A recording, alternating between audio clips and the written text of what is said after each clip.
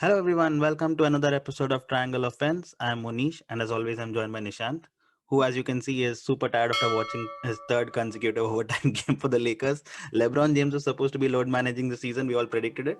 And you can see how he load manages. Takes 3 games to the overtime. What's going on? No concern still? No, I mean, games went to overtime. It's not like they understand overtime in the basketball is quite an unlikely event. But the same can be flipped around and said any close game could easily have gone to overtime. Like it's one shot in, one shot Yep. out sort of scenario so many times. Mm-hmm. 3 games going to 3 defeats means something. 3 wins means something. Yep. 3 games going to overtime, it's fun statistically to look back at when was the last time that happened and stuff like that. But it doesn't necessarily point to a flaw that you didn't know existed, or validate a point to a flaw that people were claiming. So no, I don't think overtime necessarily is a cause for worry. What should be a cause for worry is why is it even getting close?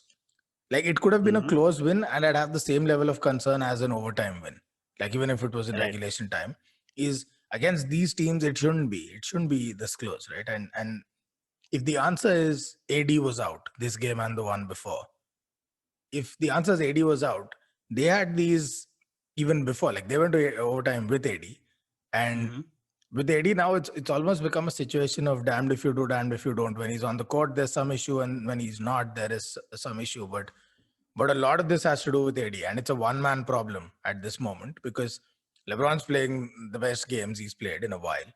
The bench is contributing like never before. Kuz is set. Harrell's good. Schroeder's locked in and in sync. The defense is still solid.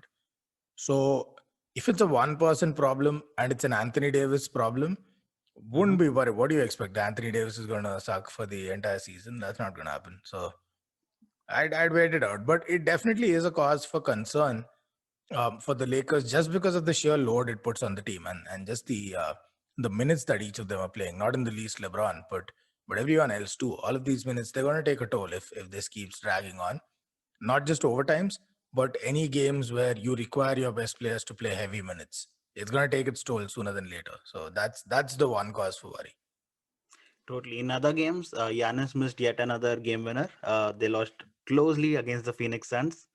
Zach Lavine and Kobe White both scored 8 3-pointers. That first ever instance of that happening in an NBA game.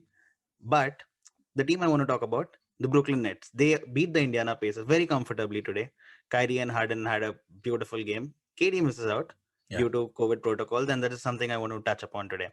Now, this happened over the weekend where Yeah. KD was called as ineligible for the game due to coming in contact with someone who was tested positive for COVID. Somewhere after the first quarter, he was called into the game. I don't know for what. And after halftime, he was pulled out of the game. It's the first time ever that he didn't even score double digits in like some 300 games or something like that.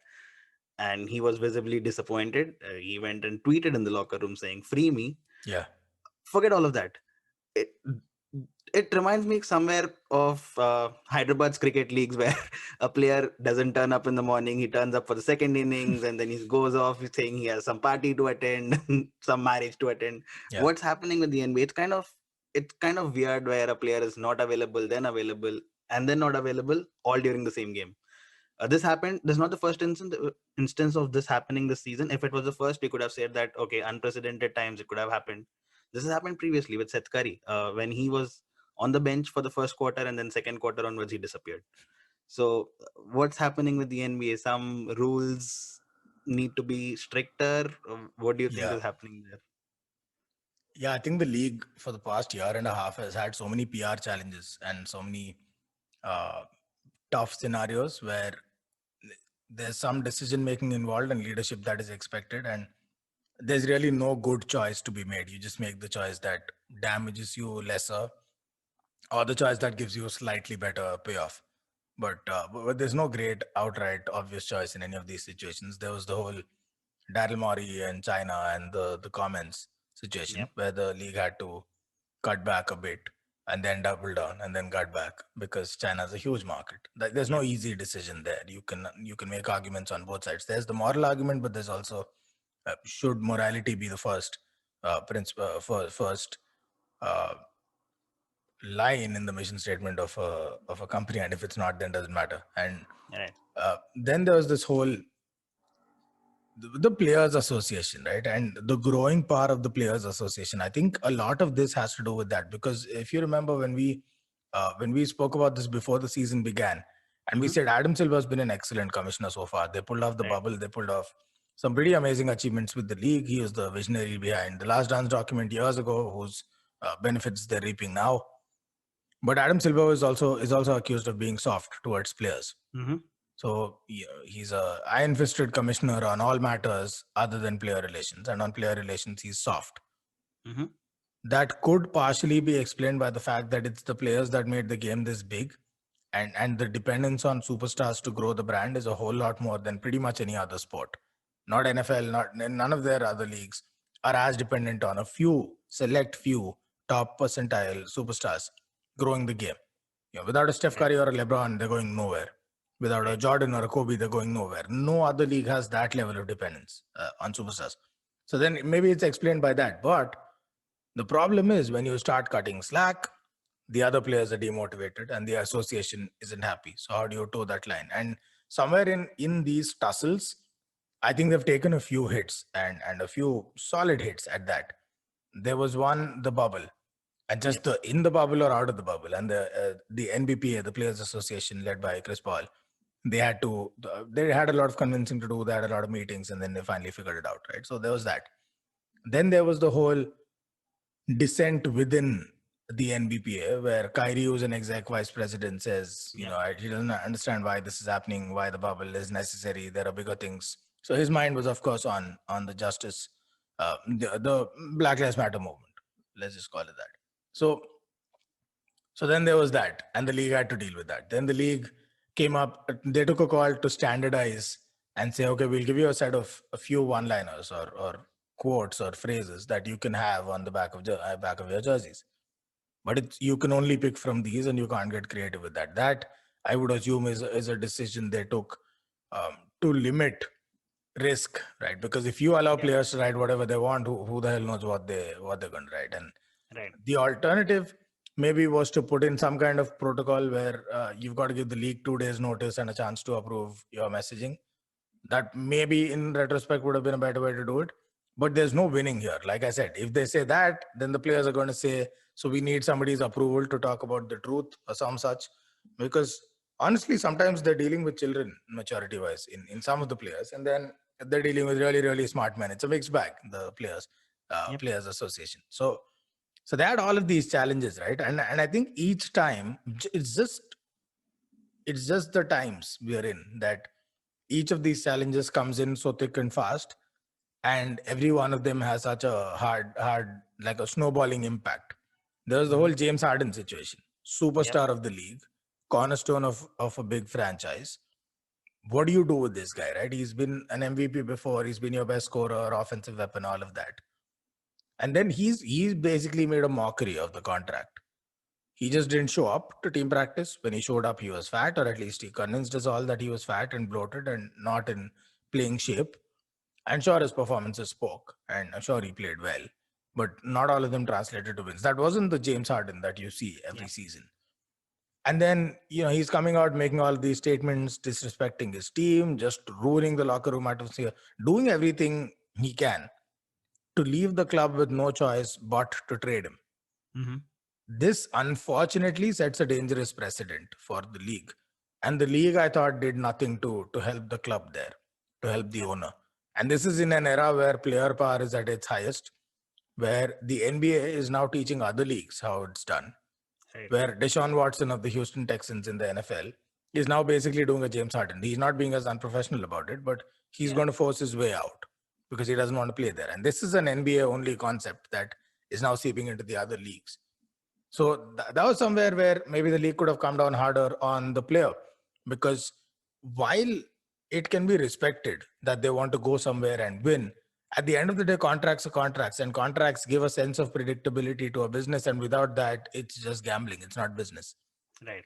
And they run on a business. The reason players train so hard and come in, aside from the love of the game, which is a prerequisite, is that they get paid big bucks. How many of these players would be here and not choosing an alternate profession if alternative profession if it didn't pay the kind of bucks it did. And so then you've got to respect the commerce, um, which I don't think some players still get. I don't think Kyrie Irving gets the irony of some of his actions. Like, he's able to Right. do a lot of the philanthropic work, and it's great that he does that, but he's able to do it because he's in a certain level of privilege and makes a certain kind of money. You can't then turn around and abuse the hand that feeds you while using all of that food to distribute to those that don't have it. You know what I mean? So the league, it's just been a weird year overall, and the league's just been hit with so many decision dilemmas. And it's again, it's a damned if you do, damned if you don't question each time. They've made some risky choices, but a lot of this can be maybe ironed out going forward Mm-hmm. if Mm-hmm. they have a more tightly defined policy around how they deal with their superstars and dissent, and if they can have some protocol or SOP around this. Because right now it would appear that almost all of it is heavily dependent on one or two guys and what decisions they make. There doesn't really seem to be a process. Yeah, seems like it. Even earlier in the schedule, where there was quite a bit of inconsistency about which games got postponed, how many Yeah. players are available. Like teams like Memphis Grizzlies had 6 games postponed, and the Wizards had 6 games postponed. But when someone like the 76ers had a few players impacted, they continued playing. Miami Heat continued playing. So there's been a bit of inconsistency, I would say, in that. Talking about dilemmas, they have one big one coming up. They did not want to have the All-Star game this season. They just said they're going to announce the teams and that's about it.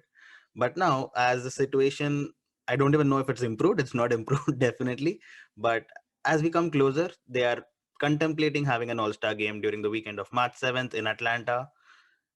First, I think Darren Fox spoke out. He Yeah. said it's absolutely stupid. I think he didn't even mince words. He said it's stupid to get all players under one roof and play it, and it made sense. But it was Darren Fox. People were like, he's not even going to make the All Star game, so why is he even commenting? And uh, but then the face of the league spoke out. LeBron James said, "Yeah, he'll go if he needs to go, but he's not going to be there mentally. He'll be there physically." And then he said it's not a great idea, and he'd rather spend it at home. And then the league MVP spoke out. Giannis said, yeah, he was looking forward to staying at home. Dame Lillard said he'll go because he knows that he gets paid to do all of this and he'll go, but he'd rather spend time at home. And now all the big stars are speaking out. So another bit of dilemma coming up for them. They've not yet announced the All-Star game, but it looks very likely they will. No, I mean, they started voting, and I know initially it was supposed to be an honorary thing that you at least Yep. get the recognition, but no, I think they absolutely want to go ahead with the All-Star game. Look, I it's not hard to understand why the players are reacting the way they are, right? And I empathize with them, and I feel we've all been through similar things in work, though our Yep. nature of work is not nearly as dramatic. Yep. But we've been through these dilemmas where you have to do something for work in these COVID times, which might be detrimental, and when you feel like it's already been a hard year, and then you have to do some other stuff that takes time away from your family. Maybe it's a 1 day trip you're required to make somewhere, Mm-hmm. and there are health risks involved in travel, but there's also then you come back and you quarantine for a week, and it's just a mess, and you don't want to Yep. do it, but you've got to do it for work. It's somewhat of a scenario like that. So I 100% understand why the players are saying this, and I wouldn't be surprised if most of them absolutely mean it, where their heart's really not in it. It's not been that kind of year where they feel celebratory, where they want to go to the All-Star game. And one of the biggest draws I would imagine for a player being in the All-Star game, aside from the recognition and the honor, is that they get to go out, play with the best of the best in front of a packed arena, show off their Yep. skills, put on their dunks. There's not going to be a packed arena. Right. It's going to be largely empty stands and maybe one drunk lady screaming at LeBron. So it's so there's not really much to look forward to. It's one of those sad things. It's like a company offsite event that you look forward to every year. But except this year, there's not going to be booze. It's not going to be at a fancy beach location. It's going to be at some shack, uh, in suburban shack where you just have a couple of conference rooms booked. There'll be some craft service and some basic starters, and that's about it. And you're not looking forward to it, but you've got to go because you've got to go. I think the league, look, the All-Star game happens every year. It's a major part of the Yep. players' obligations to be there, at least if selected or if Right. they volunteer for any of the skill events. And it's a huge draw for the league commercially, but it's also a showcase event commercially. Mm-hmm. Because a lot of people I started watching the games first, but I know a lot of people that watched the All-Star game just for fun because it's such a spectacle, right? The Yep. dunk contest and all of these things. And then they got hooked. And then they Yep. started getting invested in the narratives and the players and the stories. And that's how they come into the sport. And that's also what I mean by players are so influential in the NBA. Yep. You see Vince Carter dunk, you want to watch that sport a little more. Right. So it's a showcase event for the NBA. It's something that happens every year. It's something where if they have a chance to do it, they're absolutely right to want to do it. Where the players are coming from and the inconsistencies are where they say you have all of these protocols and you say it's not safe, teams shouldn't be meeting each other post game and all of that, and then you're going to say come play together in the all-star game. And to that, again, I get the resentment, but there are workarounds for this. I think largely it's been a tough year. Nobody wants to use a break to go do some more work. Yep. But and I get it when a LeBron says it who spent like 3 full months in a bubble. That could have been easy. And he came Right. away with a chip, but the sacrifice was intense. And then the league started without any kind of break. So it's all been too hectic to end for the players. But I'm going to laugh at it when James Harden says it because it's a bit. You stop talking about man. You can go to a strip club in the middle of the heat of COVID, but you have a problem with the All-Star game. Just zip it. So I'm sure they have some protocol in place. They're going to have regular testing. They're going to test them on the morning, and there'll be some sort of backup plan in place. But largely, I think the players are just pissed off because it's like when you have a mandatory class that you need to attend on a Friday in school, and it's cancelled, and all of a sudden you're told, "No, wait, it's back on. You've got to go." You're not going to like it. It's going to suck, but you've got to go Yeah. because it's a part of your curriculum. The players also can't get to socialize. They can't. It's in Atlanta, full of strip clubs, famous for their food and the women, and they can't go around. I'm pretty sure the protocols are going to be tight. So there's really nothing to look forward to. It's going to be sad. It's one of those all-star games that you show up at and it's obligatory, almost like a media session. So the players are pissed off, but I'm absolutely with the league. If they have a chance, any chance to pull it off safely, they should do it. But if they're lax on protocols, then yeah, hypocritical. So yeah, a lot to look forward to. Also, before we close for today's episode, we saw the All-Star voting. The initial voting comes in. Any names that surprised you? New York Knicks have 2 names in there now. Did you know them? No, I didn't even see the voting. Who are these guys? So So I saw the Julius first Randle is there. draft. Yeah. Yeah, so Julius Randle is one of the picks in the top 10. And Derrick Rose. Why is Derrick Oh, Rose then wow. making the All-Star team What? in 2021? So Derek, of course, he would have got all those votes for his Yeah. gameplay in Detroit, but Yep. wow, that's straight out of left field. Like I wouldn't have seen it coming in a million Oh, years. guess who's the 10th highest voted guard in the Western Conference? Some KCP. random. KCP would have made a better name, but Klay Thompson is number 10 and he hasn't played Oh, that's basketball right. in Yeah, 2 years. His name figured. Yeah. So yeah, that explains it then. I guess there's a bunch of people that went into a coma like 7 years ago or 6 years ago and woke up just now, and so they think Derrick Rose is still all that and Klay Thompson is still playing. That's really the only explanation I have because I find it hard to believe that these many trolls got together to make it happen. Well, that's all for today. I think we'll see if the All-Star games happen. I won't complain if it happens because Yeah. if it was even half of what it was last season, I'm up for it. I mean, it was a brilliant concept, the new scoring style and all of that. I'm up for it, so I won't complain. But well, we'll see how many players go. And do you think there'll be any players who will opt out voluntarily for non physical health reasons? No, I would really be surprised unless it's like an Avery Bradley for the Lakers situation like Mm-hmm. last year, right, where he said he Mm-hmm. has a child who has respiratory issues, and back then COVID was a major unknown, so Yep. we didn't know which way it could swing or how severe it was. So he opted out. So unless it's that kind of situation for themselves, I doubt any player would turn down the honor because for a lot of these players, it is a big deal to make it to the Yeah. All-Star game. It's not something they take for granted. So for somebody like a LeBron, it's run of the mill now. And for Yeah. any player of that caliber, like a KD, Steph Curry, they're used to it. But for a lot of players, it'll be a big honor. And the big stars, yeah, they're going to have enough people convincing them to come show up because it's good for the game. So it's responsibility versus interest, and both will indicate towards playing in the All-Star game. Yep. And that's all for today. I think we'll catch up tomorrow after tomorrow's games. The Warriors are back in action tomorrow. They play Orlando Magic. Let's see how that goes. And if Yeah, another 3-point festival, I hope. yes, This should be a fun game. All right. Yeah, I won't complain if Vucevic scores like 5 or 6 3-pointers. Yeah. I'm getting points there. But yeah, we'll catch up tomorrow after tomorrow's games. All right, man. Take care. Bye. Bye.